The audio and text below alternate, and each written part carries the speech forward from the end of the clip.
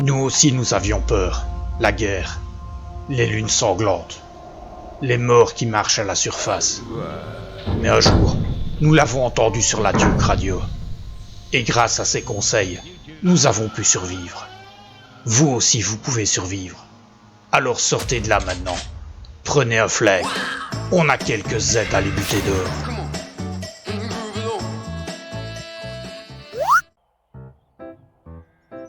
Salut à tous les amis de la Rivière Blanche, ici c'est Willy. Aujourd'hui, on va voir s'il est possible de réaliser une base ainsi qu'une horde sous l'eau. Mais tout d'abord, laissez-moi vous montrer les quelques modifications que j'ai apportées à ma propriété. Je me suis amusé à modifier quelque peu ce POI. J'ai par exemple fait ce stand de tir. Mais qu'est-ce que... Bon, on va d'abord s'occuper de ceux-là. Car oui, je le rappelle, les zombies peuvent spawner sur des blocs de terrain, même si vous avez posé un bloc de revendication. On se débarrasse d'abord des gêneurs, et puis on va passer au sujet du jour. Afin de défendre ma propriété, j'ai aussi ajouté mon système de clôture. Je ferai peut-être une vidéo de Papy Tromblon plus tard à ce sujet. Par rapport au sujet qui nous concerne, j'ai aussi entouré la propriété de douves, comme expliqué dans l'épisode précédent. Avec ces systèmes, Papy est relativement en sécurité dans sa propriété. Pour le reste, j'ai aussi passé un peu de temps à redécorer ce POI pour en faire une habitation digne de Papy Tromblon. C'est ce décor qui nous servira de cadre pour les prochains épisodes de Papy Tromblon. Quand on regarde la map d'un peu plus près, on peut clairement distinguer les douves, que j'ai pu creuser en respectant les règles énoncées dans l'épisode précédent de Papy Tromblon. Et cerise sur le gâteau, cette propriété dispose d'un bunker caché. Un bunker caché sous le lac. Regardez où se trouve mon lit. Bien entendu, j'ai aussi redécoré l'intérieur du POI. Et j'ai pourvu ce POI d'une voie d'accès vers mon bunker situé sous le lac. Suivez Papy, il vous emmène faire un tour.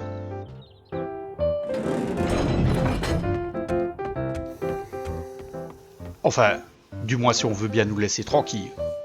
C'est pour moi l'occasion de vous montrer comment fonctionnent les douves. Avec au moins 2 cases de hauteur, les blocs d'eau empêchent les zombies de passer. Alors ma gueuse, t'es déçu hein? Une douve réalisée de la sorte constitue un obstacle pratiquement infranchissable pour les aides, peu importe qu'il soit irradié ou féral. Bon, c'est pas tout ça, mais je vais peut-être arriver à vous emmener voir le bunker. Allez. Cette fois, on y retourne. Après une longue descente, on débouche sur un couloir creusé sous la terre. Et il ne reste qu'à suivre cet immense couloir pour rejoindre le bunker situé sous le lac. Et voilà, on y arrive enfin. Nous sommes ici sous le lac. Et voici mon petit bunker secret.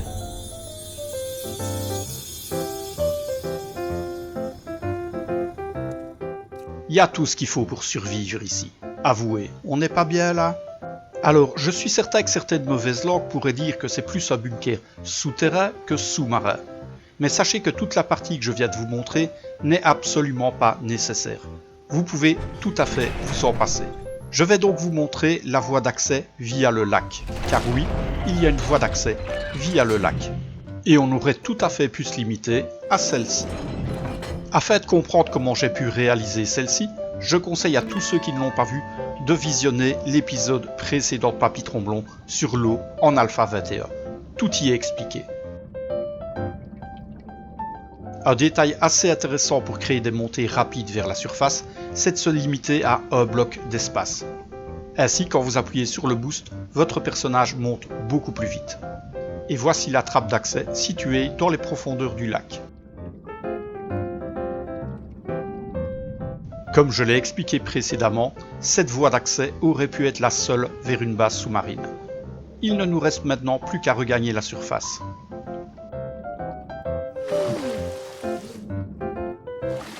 Comme vous pouvez le constater ici, nous sommes assez loin de la rive.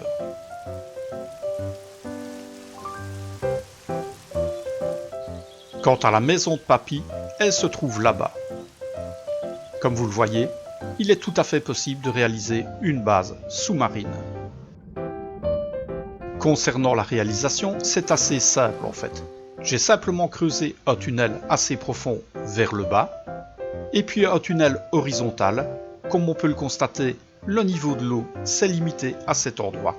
Une remontée qui mène au bunker. Oui bon, le bunker, logiquement, cette face-là, vous n'êtes pas supposé la voir. Pour m'amuser, j'ai aussi décidé de relier ce bunker à la maison de papy sur la rive. Cette grosse tache sombre que vous voyez au-dessus, c'est le lac. Comme vous le voyez, ce couloir passe sous la terre et amène à la réserve secrète située sous la propriété de papy. Il suffit de remonter le couloir que nous avons emprunté et nous voici dans la demeure. Une base sous-marine a l'énorme avantage de vous protéger car il y a relativement peu de zombies sous l'eau. Cependant, il n'est pas impossible d'en croiser. Pour rappel, certains peuvent apparaître et puis se déplacer sous l'eau. Néanmoins, ils ne sont pas fréquents. En tout cas, ils sont nettement moins fréquents qu'en surface. À titre d'information, on ne peut pas se servir des armes à feu ni de l'arc sous l'eau. Néanmoins, vous pouvez vous servir de l'arbalète comme d'un harpon. On remercie cet auditeur de la Duke Radio pour cette information. Petit détail, vous ne pouvez vous servir que des carreaux standards. Vous ne pouvez pas utiliser les carreaux explosifs ou enflammés sous l'eau. Vous ne pouvez tout simplement pas les sélectionner. Si vous vous trouvez à la surface, vous pouvez sélectionner les carreaux si vous disposez de carreaux enflammés ou explosifs. Mais dès que vous passez sous la surface, vous ne pouvez plus utiliser que des carreaux standards. Pour la seconde partie de cet épisode, papy a eu envie de réaliser un test avec vous. J'ai eu envie de lancer une lune rouge et de me battre sous l'eau.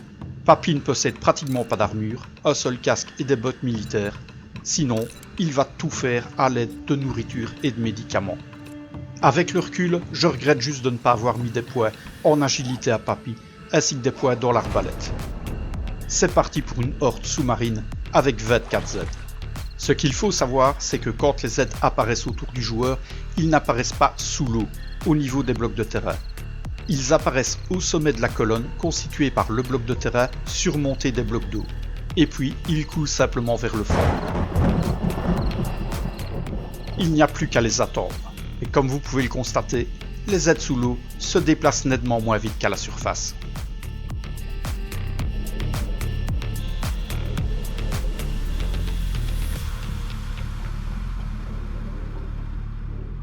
Voici les premiers, des irradiés en plus. Regardez comme ils sont ralentis dans l'eau.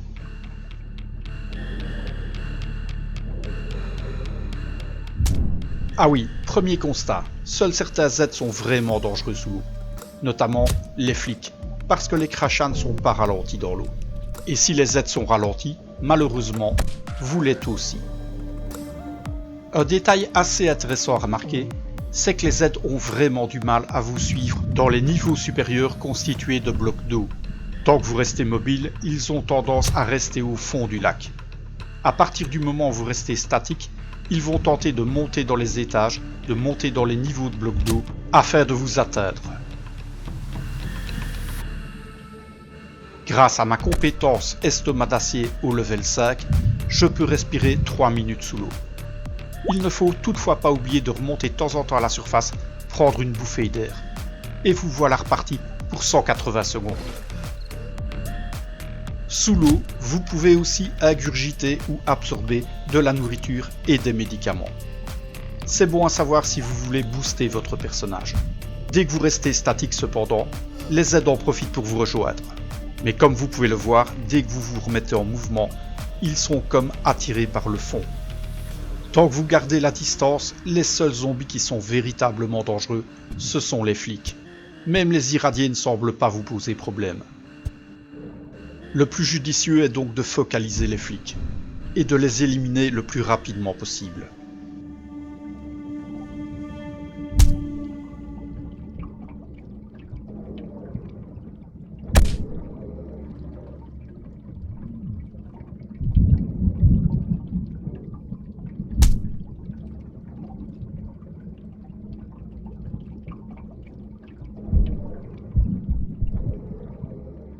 Un autre enseignement que j'ai retiré de cette lune rouge. On sait qu'à la surface, quand un Z ne peut pas vous atteindre, il a tendance à s'attaquer à tous les blocs de structure qui se trouvent dans son environnement. Et bien sous l'eau, c'est exactement pareil. Les zombies sont rendus fous par le fait que je change sans cesse de niveau. Et comme je ne suis pas à leur portée, ils vont sans cesse s'attaquer à l'entrée de ma base sous-marine. Car ce sont les seuls blocs de structure qu'ils peuvent atteindre. Observez bien ces Z. Le simple fait de passer à côté de ma structure les a rendus comme enragés. Ils se sont rués dessus et se tapent même entre eux. Bien sûr, sous l'eau comme sur la terre, il convient de veiller à son endurance, car vous avez besoin d'un peu d'endurance pour nager. Dès que vous regagnez de l'endurance, il est facile d'esquiver les Z et de s'en éloigner. Vous allez de toute façon plus vite qu'eux. Et si vous vous sentez en danger, n'hésitez pas à regagner la surface. N'oubliez pas, tant que vous êtes mobile et que vous montez dans les niveaux, les Z ont vraiment du mal à vous suivre. Tant que vous conservez de l'endurance, il est tout à fait possible de se battre même au corps à corps avec les Z. Vous êtes plus rapide qu'eux. Maintenant, après coup, si je devais à nouveau choisir une arme de corps à corps pour me battre sous l'eau, je prendrais la lance. Simplement parce qu'elle a une très grande portée et qu'elle est très peu consommatrice en endurance, contrairement à la masse. Et de l'endurance, vous en avez besoin pour nager, tout comme lui par ailleurs. Avec un peu d'entraînement et d'habitude, il est très facile d'esquiver les Z sous l'eau. Il suffit de bien garder à l'œil son endurance. Ayant compris l'attirance des Z pour mes blocs de structure au fond du lac, je passe de temps en temps à côté et ils vont s'y agglutiner. Comme vous le voyez, ils recommencent à se battre, pris d'une terrible frénésie. Ainsi, il est encore plus simple d'abattre les Z isolés. Et je me demande même ce que ça aurait donné si j'avais fait une plus grande structure sous l'eau.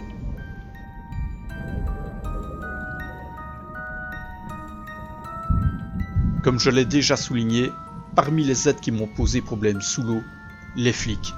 Faut vraiment les tenir à l'œil, car eux peuvent vous blesser à distance. Ce sont les seuls qui possèdent un crachat capable de vous infliger des dégâts à distance.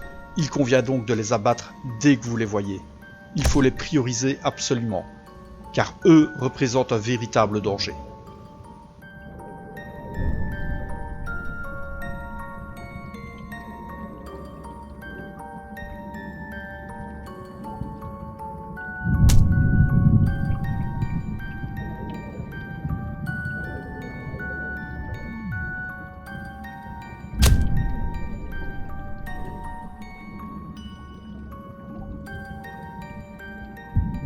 Celui-là ne me posera plus de problème.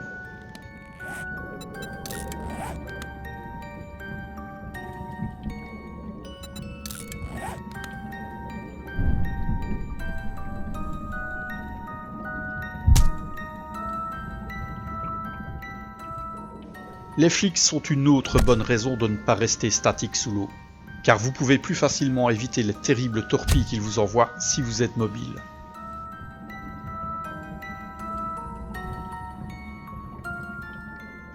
Regardez ce qu'ils ont fait à mon entrée. Je vais passer à côté et les Z vont véritablement être aimantés par celle-ci. Alors je vous ai dit à quel point les flics pouvaient être dangereux sous l'eau.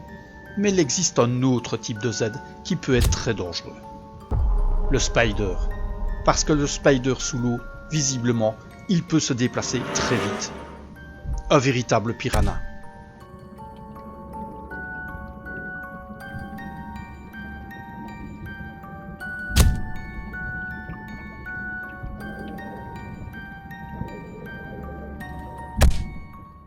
À ce stade, Papy regrette non seulement de ne pas avoir des points en agilité, mais aussi de ne pas avoir affublé son arbalète d'un Rad Remover.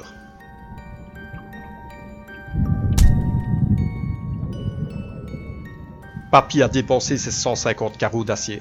Maintenant, il va devoir se battre au corps à corps. À nouveau, le simple fait de m'approcher de ma structure déroute complètement les Z qui se ruent dessus.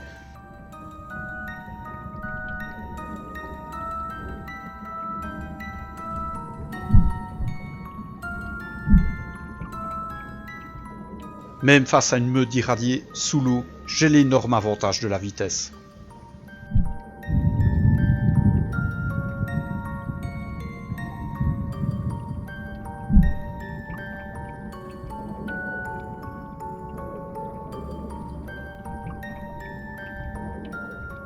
J'en profite même un moment pour isoler un Z transformé en véritable porc épique et récupérer quelques-uns de mes carreaux.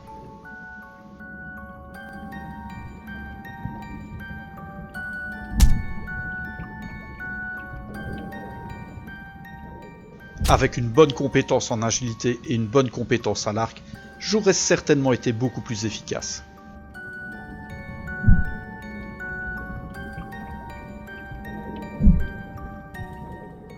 Un autre détail m'a frappé durant cette horde. Je n'ai bien sûr pas vu de vautours, car ils ne peuvent tout simplement pas rentrer sous la surface de l'eau. Mais je n'ai pas non plus vu de chiens. Est-ce hasard? Je n'en sais rien. Mais il est possible que les animaux ne puissent pas venir sous l'eau.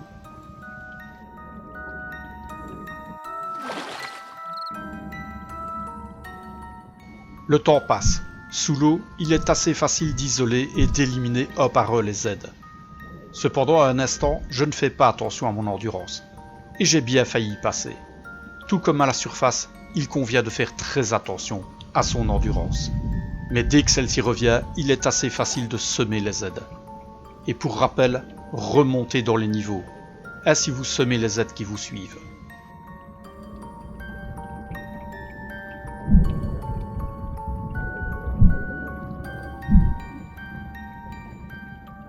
Ma masse a quant à elle l'avantage de disposer d'un rad remover, ce qui est très pratique contre les irradiés.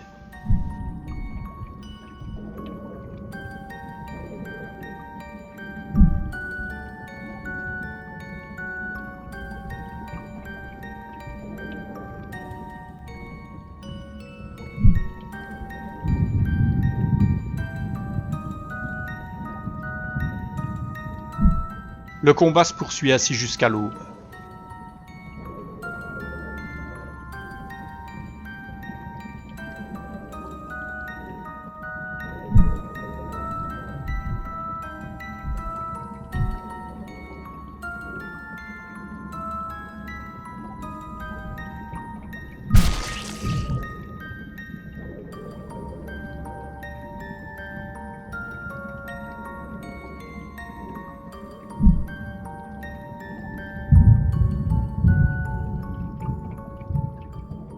Et dès l'aube venue, il ne me reste qu'à éliminer les derniers survivants.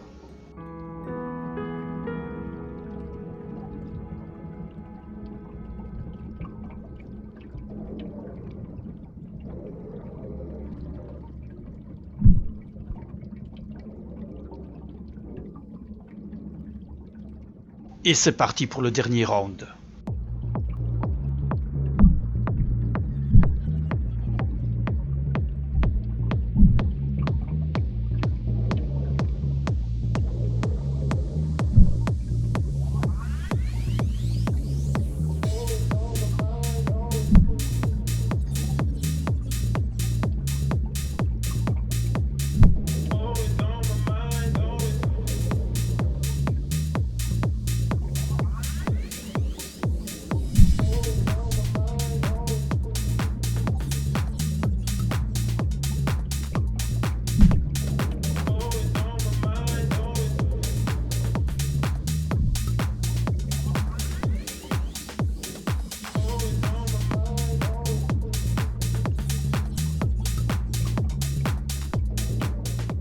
Une petite bouffée d'air et on y retourne.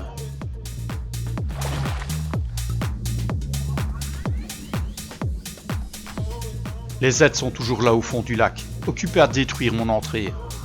Techniquement, elle n'a aucune importance. Elle est juste là pour l'esthétique.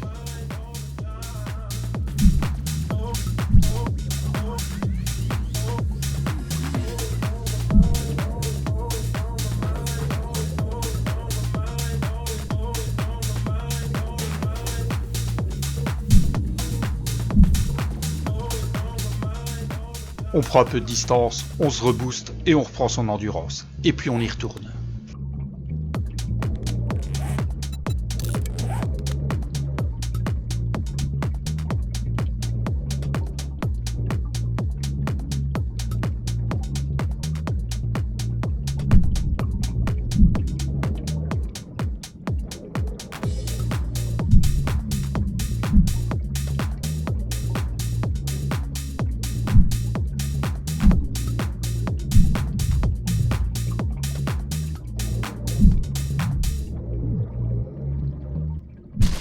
Et voilà, la horde est terminée.